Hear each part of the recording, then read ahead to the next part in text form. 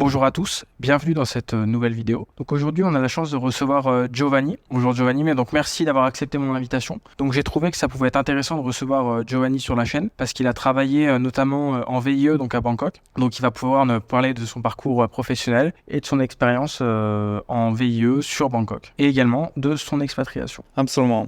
Merci Arthur. Bonjour à tout le monde. Avec plaisir.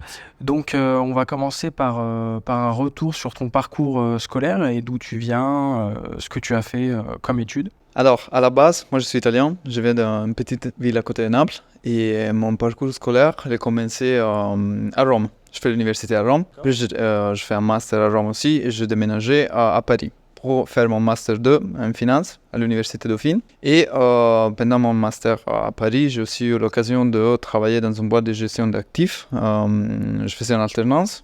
Okay. Et c'est à ce moment que j'ai eu la possibilité de connaître le programme VIE. Comment tu as connu ce programme ?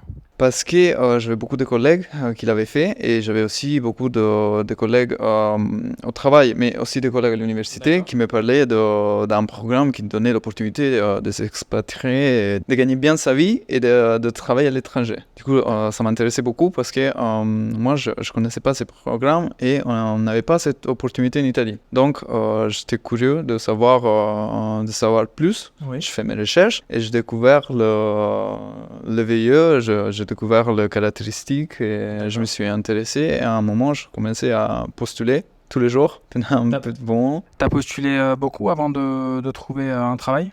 Franchement, moi j'essayais de postuler dans des endroits comme la Thaïlande, le Brésil, la Suisse, plein d'endroits, dans des parties différentes du monde, mais c'était pas un VIE. Parce que je ne connaissais pas le VIE. Après, quand mes collègues m'ont parlé du VIE, je me suis dit, je peux essayer. Avant de connaître le programme VIE, tu pensais déjà à t'installer ailleurs qu'en France ou en Italie ? Exactement. C'était pour la simple raison qu'à l'époque, j'avais 24 ans, 25 ans. Je me disais, je ne vais pas passer toute ma vie ici à Paris ou toute ma vie à Rome, à Naples. J'ai envie de connaître le monde, de faire des expériences, soit des expériences professionnelles, soit des voyages. J'étais déjà venu en Thaïlande en 2018, donc je me suis dit, pourquoi pas essayer. Comment t'étais venu en vacances en Thaïlande ou... C'était un semestre d'études. J'avais fait un échange ici. Ok, ouais, un semestre d'échange, d'accord. À l'université, à la Chulalongkorn Université, qui c'est l'université du roi, notamment. Donc j'avais fait 6 mois ici, je suis tombé amoureux de la ville, du pays, des gens et tout. Je me suis dit, pourquoi pas, j'ai 25 ans, 24 ans, j'ai la possibilité d'aller où je veux. Je n'ai pas de famille, je n'ai pas trop de responsabilités. Donc, Oui, c'est sûr, si on souhaite s'expatrier, il faut le faire quand on est jeune. Si on a des enfants, oui, c'est sûr que ça devient beaucoup plus compliqué de s'expatrier parce que c'est quand même une sorte de risque à prendre. Même si avec le VIE, on ne prend pas tellement de risques puisqu'on arrive, on a déjà un travail avec un plutôt bon salaire. On en parlera un peu plus tard dans la vidéo. Mais les VIE, ça permet quand même d'avoir un bon salaire à l'étranger, même si le SMIC sur place est beaucoup plus bas. Mais oui, c'est sûr que ça reste un risque à prendre. Donc il faut le faire quand on est jeune. En plus, tu disais bien, le VIE, ça donne beaucoup de possibilités déjà et ça vous aide avec les démarches bureaucratiques.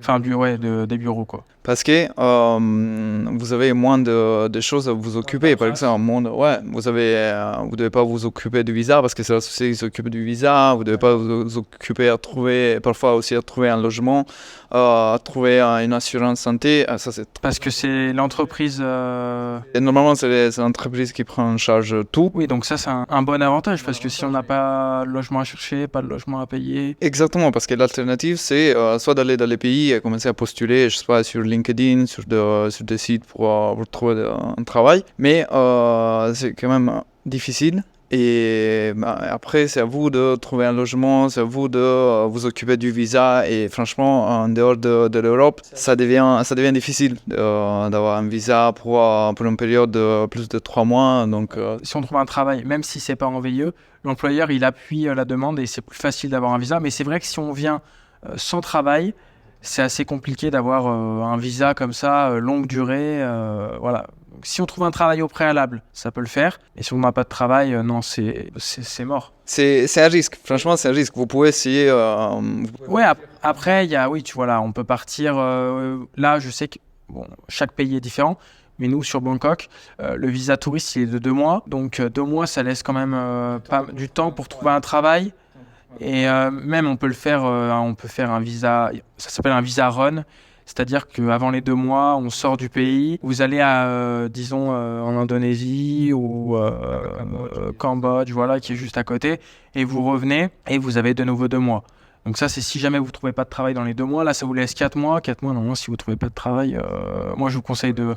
voilà, là, il faut rentrer. Là, c'est qu'il y a un petit souci. Et toi, ouais, pour revenir sur le VIE, tu as galéré quand tu as connu ce programme VIE. Après, est-ce que tu as galéré à trouver un... Franchement, non, parce que c'était une boîte italo-française qui cherchait quelqu'un pour un poste en finance. Et moi, j'avais déjà travaillé en finance. C'était un poste pas trop exactement. Mon alternance, j'ai eu un CDI à Paris aussi. Donc, j'ai quitté mon CDI pour faire un VIE. Et ça aussi, c'est pas donné, on dirait, non, de quitter un CDI. Ouais, c'est vrai qu'en France, c'est quand même pas commun. Mais si ça permet d'améliorer la qualité de vie, le salaire... On prend des risques dans la vie. Parce qu'après, sinon... Est-ce que tu regrettes ton choix d'avoir quitté Paris pour Bangkok? Tout le monde pas, parce que c'était deux années incroyables. Ouais. Je l'ai référé... Ça parce que toi, là, ça fait 2 ans du coup que tu es sur Bangkok? Bangkok, exactement. Et tu te vois sur du long terme en Thaïlande? Oui, je me vois sur le long terme. Et après, parfois, la boîte dans laquelle vous travaillez, normalement, elle vous offre de rester, même après parce que le VIE, normalement, c'est entre 6 mois et 2 ans. Ouais, c'est ça. En fait, c'est comme une offre, on va dire une offre exceptionnelle, quoi, mais qui est à durée limitée. C'est comme les soldes, en fait, quand vous avez des soldes sur des produits. C'est comme un CDD, mais à l'étranger. C'est ça, ouais. Vous savez, vous allez rester 6 mois, 1 an, 2 ans. Ouais. Et après, normalement, la boîte, ils vont embaucher parce que quand même, ils ont investi sur vous, niveau formation. Parce que ça coûte cher de former à chaque fois des nouvelles personnes. Ça coûte cher, et aussi le salaire d'une personne qui vient en VIE, c'est quand même beaucoup plus qu'un salaire local. Parce que ça, il faut dire aussi, si vous venez à Bangkok et du premier jour vous cherchez un travail avec un salaire à 3 000 euros par mois. Oui, alors il faut savoir que le salaire moyen, enfin le SMIC, ici, il est aux alentours de 300 euros. Donc 300 euros en VIE, toi Après, ça dépend de votre niveau de formation, de qualification et tout, mais il faut savoir que le SMIC c'est à 300 euros. Il n'y a pas d'allocation chômage, il n'y a pas de... Non, il n'y a pas toutes ces aides. Mais du coup, oui, toi, en tant que... Au niveau des salaires, si on peut parler salaire, quand tu travaillais donc dans ta société en VIE, tu étais à combien? Alors, mon salaire il était autour de 3 000 euros par mois. Et c'est un salaire moyen pour un VIE, et surtout pour un VIE en Thaïlande. Parce que 3 000 euros dans un pays où le coût de la vie est beaucoup moins cher que dans un pays comme l'Italie ou la France, et avec un salaire de 3 000 euros où c'est un salaire net. Donc, vous n'avez pas d'impôt payé, vous n'avez pas d'assurance santé à payer, vous n'avez rien à payer. Puisque c'est pris en charge par l'entreprise. Et donc, toi, Giovanni, est-ce qu'on vit bien avec 3 000 euros en Thaïlande? Franchement, avec 3 000 euros, oui. Avec 3 000 euros, on peut vit mieux qu'à Paris. On vit sûrement mieux qu'à Paris. Moi, à Paris, j'avais un appartement à 1 000 euros par mois. Ouais. J'avais 20 mètres carrés, deuxième étage, troisième étage, je pense. Et ici, avec même pas, je paye 470 euros. C'est toi qui payes ou c'est... C'est moi qui paye dans ce cas-là. Et j'ai un appartement au 25e étage. Au 30e étage, on a une piscine, une sauna, comme dans la plupart salle de sport. Dans tous les immeubles à Bangkok. Après, vous avez aussi la possibilité de manger dans des restos et payer pas cher. Le transport, ça coûte pas cher. Vous pouvez prendre des taxis, des mototaxis. Vous pouvez, Et puis même en fait, on va revenir sur le même sujet, mais pour partir dans les îles à côté. Vous prenez un avion, 1 heure, vous êtes à Phuket, elle est un peu l'Ibiza du sud-est asiatique. De l'Asie, donc c'est cool. Ouais. Donc toi, Giovanni, l'entreprise où tu travailles en VIE, est-ce qu'elle elle emploie beaucoup de personnes en VIE ou... Oui, mon entreprise, c'était la société qui employait le plus de VIE à Bangkok. Parce qu'il y a plusieurs sociétés, il y a des banques, il y a des sociétés de ressources humaines. Est-ce que, donc il y a tout type de... Par exemple, moi, demain, est-ce que si je suis comptable ou est-ce que si je suis dans le marketing, je peux quand même venir en VIE à Bangkok ou c'est compliqué en fonction de la branche ou... Franchement, ça dépend de du poste Oui. qu'ils cherchent. Mais est-ce que c'est quand même c'est assez ouvert à tout type de poste ou c'est vraiment fermé sur... Absolument pas, parce que dans ma société, par exemple, moi je travaillais en finance, Ouais. mais mes collègues, ils travaillaient, ils étaient des ingénieurs. Donc D'accord. tu vois, c'est Donc tu peux avoir aussi des ressources humaines. C'est vraiment ouvert à... C'est pas fermé à à une seule branche, quoi. plusieurs possibilités. Il y a plein de possibilités en fait. Ok. Exactement. Pour revenir au niveau tout ce qui est coût, donc en général, c'est quoi? C'est loyer, assurance santé. Ça, c'est pris. Alors, normalement, ça dépend du contrat que vous avez avec la société, parce qu'il y a des VE où la société vous paye les loyers aussi. Mais dans mon cas, le loyer était pas pris en charge par la société, donc c'était moi qui payais les loyers. Mais avec un salaire de 2 000 ou 3 000 euros par mois, vous comprenez que payer 400 500 euros de loyer, c'est quand même bien par rapport à niveau qualité qu'on a dit tout à l'heure. Et l'assurance santé, enfin, ça coûte assez cher, donc. L'assurance santé, ça coûte assez cher. Ça dépend de quelle assurance santé, mais il faut savoir que quand vous êtes à l'étranger, c'est toujours bien d'avoir une assurance santé.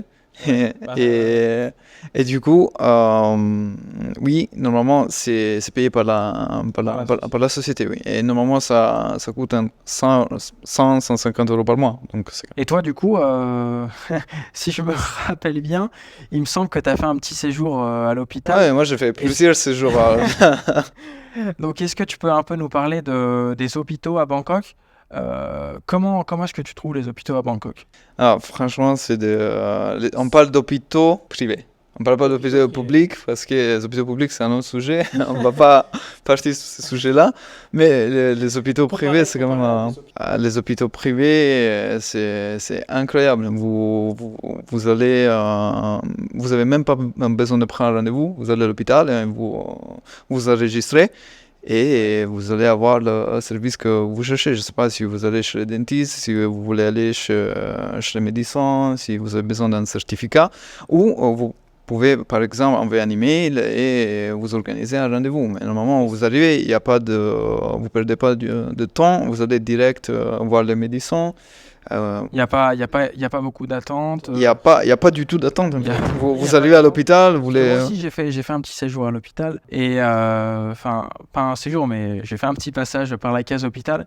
Et ouais, c'est vrai, quand on attend, on n'est pas assis sur la chaise en bois ou en plastique. On est assis sur des vrais fauteuils, limite comme ça. On attend dans de bonnes conditions pour le peu de temps qu'on attend. Après, il faut dire deux choses. La première chose, c'est que si vous avez un problème, vous n'avez pas d'assurance santé et vous avez besoin d'aller urgentement à l'hôpital et vous avez besoin de rester à l'hôpital, par exemple, 2 jours, 3 jours, une semaine, donc dormir à l'hôpital, là, on peut monter à 10 000 euros la semaine. Donc, je vous conseille d'avoir une assurance. Ouais, exactement. Parce que ça coûte rien, même 50 euros, 100 euros par mois. Et après, vous allez à l'hôpital, vous allez dépenser 300 euros pour faire 2-3 visites. Donc, vous allez récupérer l'investissement en fait. Ouais, on compare souvent les hôpitaux à des hôtels. À des hôtels.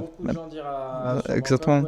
Ils offrent des bouteilles d'eau, il y a des restos, il y a même les gens qui travaillent vous accompagnent partout. Et franchement, c'est bien fait. Moi, j'ai eu l'opportunité de faire une demi-journée à l'hôpital. C'était voulu. Non, l'opportunité parce que c'était moi qui avait choisi de passer une demi-journée pour faire un check. Un medical check. Okay. Et ça durait une demi-journée. C'est des prises de sang, des analyses et tout. Et je payais autour de 600-700 euros. C'était remboursé par l'assurance. Donc, c'est quand même bien d'avoir une assurance. Et tout était efficace. Donc, tu as la première visite à 9h du matin, la deuxième à 10h, la troisième à 11h. Il n'y a pas de décalage. Il n'y a pas de... C'est pas comme en France où tu... Ou en Italie, c'est la même chose. Tu as une visite à 9h du matin, tu arrives à 8h et tu passes à 10h. Tu passes à 10h si tu as de la chance, sinon même à midi ou les jours d'après. Pour parler directement. Voilà, exactement, pour parler un peu de manière directe, c'est un peu le bordel en France. Ici, c'est bien organisé. En général, en Asie, ils sont un peu... ils sont carrés en fait. Et oui, parce qu'il faut dire qu'en Asie, surtout les services clients, oui. C'est très important. Donc même les Thaïlandais, ils sont très attentifs au niveau qualité du service client, du service qu'ils donnent aux gens. Et pour revenir un peu sur ton appartement, toi, tu as combien de mètres carrés dans... Moi, j'ai autour de 35 mètres carrés. Ouais. Mais c'est ça, c'est pas ça qui fait la différence. La différence, c'est que je prends un ascenseur, je monte 5 étages Ouais. et j'ai une piscine. J'ai une piscine Infinity Pool en anglais. Alors, C'est une piscine. Et après, il y a ma salle de sport, il y a un sauna. Depuis 2 ans, ça fait 2 ans que je n'entre pas dans une salle de sport. Parce que je m'entraîne à la parce salle que de sport de mon tu condo, es en chez fait. toi, tu Chez moi. t'entraînes chez toi, en fait. Donc, t'as même pas d'excuses, tu vois. Faut juste prendre un ascenseur et ça, c'est Et tu es vraiment à côté, quoi. incroyable. Donc ça, ouais, c'est vrai que c'est un gros avantage à Bangkok et c'est dans tous les condos, quoi. Et dans tous les condos, depuis le Covid, t'as des coworking space partout, Yes. des salles pour Donc, travailler. est-ce que toi, tu fais du télétravail ou pas ou tu es... Normalement, tous les VIE, ils ont au moins 1 jour, 2 jours par semaine de télétravail. D'accord. Donc, oui, vous avez la possibilité. Donc toi, quand tu es en télétravail, tu descends directement... Je monte, ouais, Ah, je monte tu 5 montes, étages, ok. ouais. Parce que moi, je 30e étage. descends. Toi, tu le descends et je vais dans le coworking space et ça se passe très bien. Franchement, c'est bien, ça change de travailler à Paris dans 20 mètres carrés, et pas avoir de lumière, pas avoir d'espace, donc pas de piscine, pas de salle de sport. Là.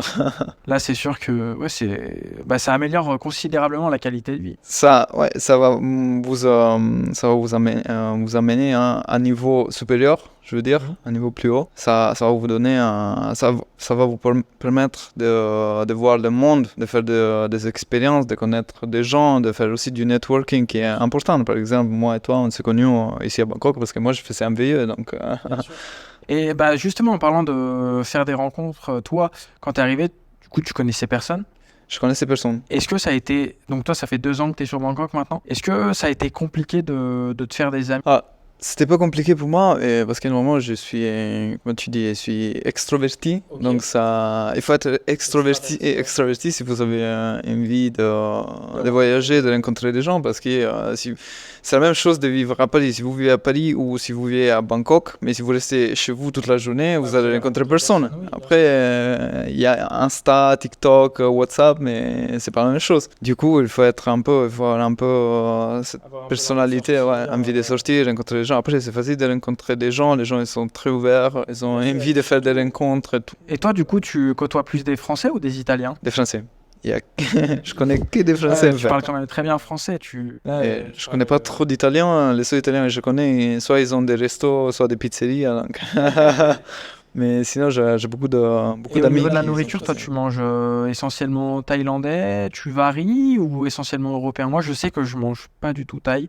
Je mange que européen. Je suis assez difficile au niveau de la nourriture. Ça, c'est un sujet aussi, mais ça dépend de ce que tu as envie de manger, de tes habitudes aussi. Parce que moi, aussi à Paris, je mangeais tous les jours riz et poulet. Donc, en Thaïlande, ça n'a pas changé grand-chose. Je mange riz et poulet tous les jours. Parfois, je mange des repas italiens parce que, quand même, Il faut. Et des fois, il vient aussi me préparer à manger les pâtes à la matriciana. Exactement. Sinon, vous pouvez aller dans un restaurant. C'est un expert en cuisine. Tu pourrais limite ouvrir un restaurant. Un resto, ça, c'est dans le... J'ai un petit projet, on verra. Après, oui. Un projet ici sur Bangkok. À Bangkok, oui. Pourquoi pas? Bangkok, il y a des restos italiens, mais il n'y a pas beaucoup de restos italiens. Surtout de bons restos, de vrais italiens. Parfois, vous allez au resto et le chef, il est thaïlandais. Donc, un chef thaïlandais qui vous fait des... Que les Français et les Italiens s'expatrient plus dans les endroits comme Bangkok pour faire découvrir les plats Après, italiens, français. exactement. Après, pour aller sur un sujet qui n'est pas trop différent du resto, même pour le business, c'est très facile de venir à Bangkok, d'ouvrir une société ou de commencer quelque chose même en ligne ou un business physique. Donc ça aussi, c'est... Ouais, donc si vous êtes actuellement salarié et que vous avez l'envie potentielle, je sais pas, d'ouvrir un business ou avoir un restaurant, ou je sais pas, si vous êtes coach sportif, que vous voulez avoir votre propre salle de gym, ce sera beaucoup plus facile de développer quelque chose à Bangkok que, Bangkok en Thaïlande. Après, non, on parle de Bangkok, mais il y a plein de villes en Thaïlande. Mais il y a plein de villes en Thaïlande et il y a plein de villes partout dans le monde où c'est possible de faire ça. Plein de Faire un pays. VIE, exactement. Vous pouvez aller à New York, vous pouvez aller à Rio de Janeiro, vous pouvez aller... Toi, pour le VIE, tu t'es renseigné uniquement sur Bangkok ou t'as fait d'autres pays? Alors, j'avais essayé Brésil et la Suisse. Ok, et ça c'était aussi en VIE parce que tu m'avais parlé de avant de connaître le VIE, t'avais essayé. Les deux. Franchement, parce qu'avant de connaître le VIE, j'avais déjà envie de sortir du pays, de faire des expériences. Donc, j'avais commencé à postuler un peu partout dans le monde. Donc, des jobs normaux, pas de VIE. Mais après, après avoir connu le programme VIE, je me suis dit, ouais, pourquoi pas, ça a l'air bien, ça pourrait m'aider à trouver un job plus facilement. Et en fait, ça a été le cas. Parce que j'ai trouvé une boîte italo-française. Du coup, on est là. Ok. Et aussi, je voulais te poser une question par rapport à la langue, parce que ici, bah, ils parlent thaï. Du coup, toi, comment est-ce que ton boss, il est thaï, il est italien? Deux boss. J'ai un boss thaï et un Ouais. boss mexicain. D'accord. Donc c'est vraiment multiculturel en fait. Multiculturel, ouais. Après, au début, peut-être, ça va vous faire un peu bizarre d'avoir des gens autour qui parlent une langue très difficile à comprendre et encore plus difficile à écrire. Mais C'est vrai que le thaïlandais, c'est difficile. Enfin, en général, toutes les langues asiatiques, que ce soit le chinois, l'indonésien, toutes les langues sont assez difficiles à comprendre en Asie. Mais toi, est-ce que ça a été un frein? Par exemple, je sais pas si tu vas dans la rue, parce que toi, du coup, t'es trilingue, tu parles italien, anglais, français et espagnol. Donc t'es quoi? Ouais. Et tu parles un peu thaï aussi. je parle un peu thaï. Tu parles un peu thaï. Ni noi. Et donc du coup, oui, est-ce que toi, quand t'es arrivé en Thaïlande, dans un pays où bah, parle thaï, ça a été compliqué de te faire comprendre ou avec l'anglais, ça... Avec l'anglais, tu passes partout et si tu n'arrives pas à parler avec les gens en anglais, tu as juste à sortir ton portable, tu mets Google Translate et ça marche très bien, les gens ils comprennent. Donc en gros, si vous vous expatriez, même si vous atterrissez dans un pays où la langue est très différente du vôtre, il n'y aura pas de souci à se faire comprendre. Oui, exactement. Donc on a la technologie qui Qui nous aide, c'est vrai. Qu'est-ce qu'on ferait sans la technologie? Donc pour finir cette interview, entre guillemets, Giovanni, est-ce que tu peux nous en dire plus sur les caractéristiques du VIE? Alors déjà, il faut être européen, donc même italien, français, espagnol. Donc là, nous, l'audience, elle est essentiellement française. Donc il n'y aura pas, il n'y aura pas de il y aura pas ce problème. souci-là. Donc vous êtes européen. Je sais pas s'il y a des Italiens qui, comme moi, parlent français qui sont en train de regarder la vidéo, mais j'espère. Et je dis ça parce que moi, j'essayais de convaincre aussi mes amis à essayer de s'expatrier avec un VIE. Et du coup, d'abord, d'apprendre un peu le français parce que quand même, l'entretien va être en français. Donc, il faut connaître le français. Niveau caractéristique, il faut être européen. Ouais. Tu disais, ton audience est française. L'audience est essentiellement française, donc il n'y aura pas de souci de ce côté-là. Normalement, la première entretien, ça va être avec un manager des ressources humaines qui est français, donc ça va être en français. Et la deuxième, ça va être directement avec votre manager. Ouais. Et peut-être en anglais, parce que, mais soit en anglais, soit en français. Enfin, il faut un petit peu d'anglais, parce qu'après, vous allez travailler en anglais et en français. Donc, Essentiellement, ouais. ils ne vous demandent pas de parler thaï ou espagnol ou portugais, mais anglais, français. Même si vous n'avez pas un très bon niveau d'anglais, c'est pas grave, parce que ça s'apprend sur le vite. tas. En vrai, moi, quand je suis parti, je parlais pas très bien anglais et il y a de la réelle problème. En fait, le fait de parler tous les jours un petit peu anglais, et puis après, il y a des applications qui aident aussi à développer son anglais ou même d'autres langues. Ça aide vachement. C'est toujours une question de sortir de la comfort zone. Tu sors de la zone de confort. Tu vas apprendre des langues, tu vas apprendre... Et en termes d'expérience, donc tu disais... Il faut 2 ans d'expérience.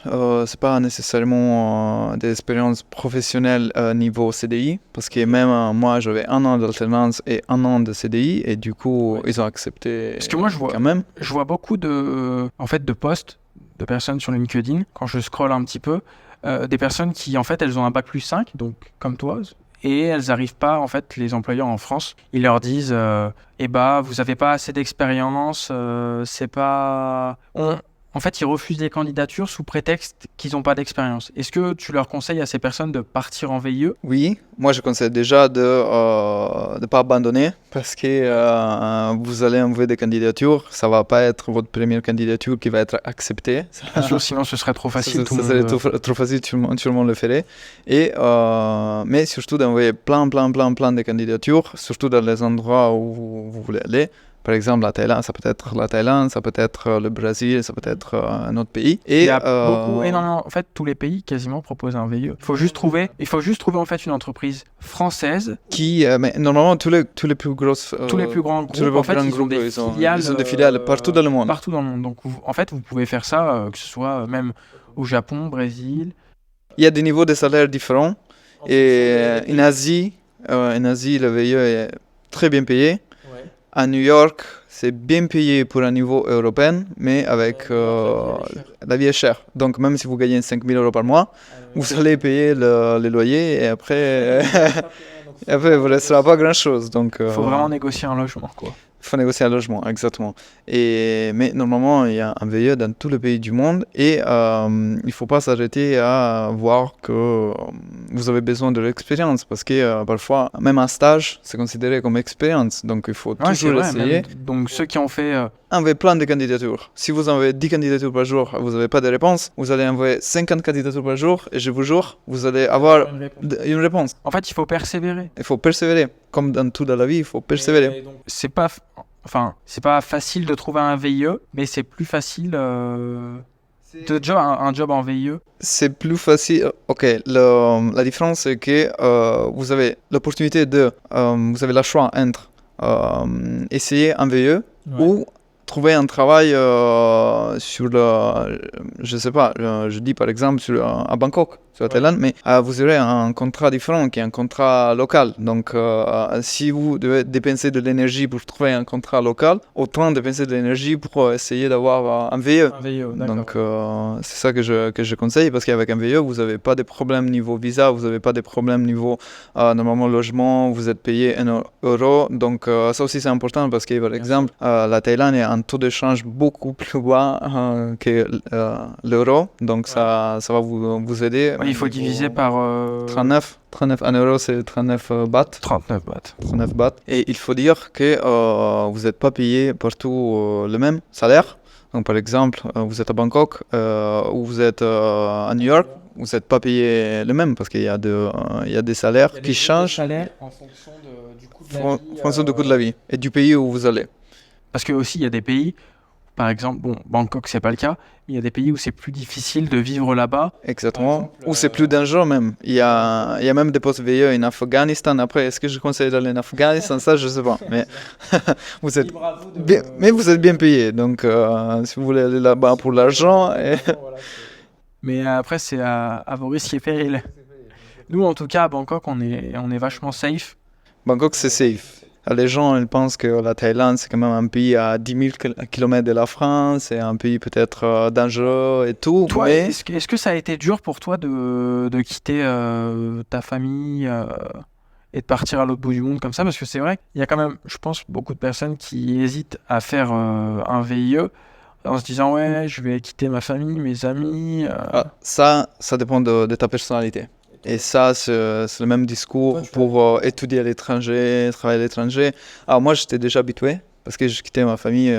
J'avais 18 ans, 19 ans, même pour aller à Rome. Parce que je ne suis pas de Rome à la base. Je restais là-bas 3-4 ans.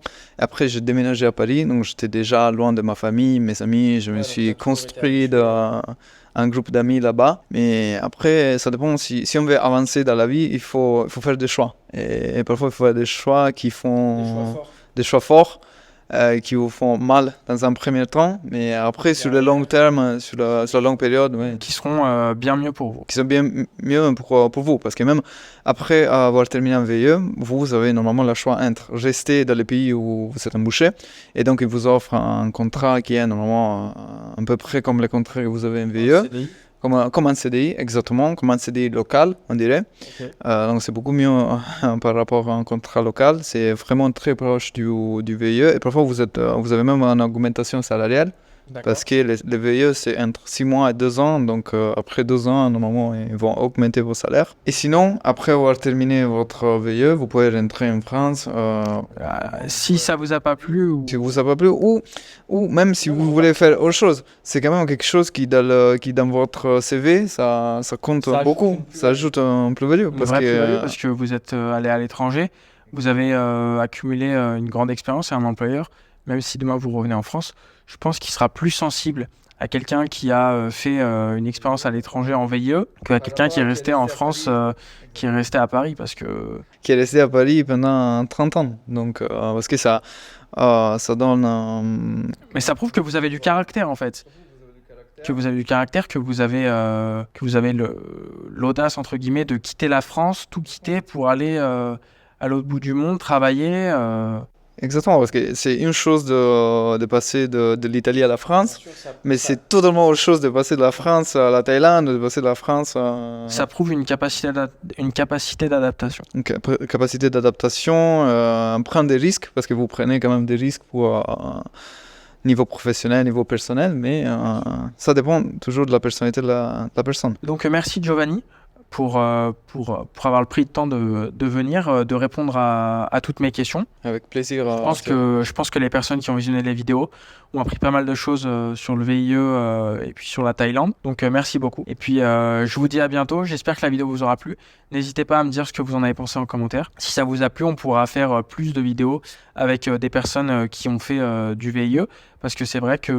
Ou même qui travaillent sur Bangkok, pas forcément au VIE. Si ça vous a plu, donc j'essaierai de faire plus de contenu avec des Français comme ça sur Bangkok. Je vous dis à bientôt. Ciao Arthur. C'était Arthur. Ciao.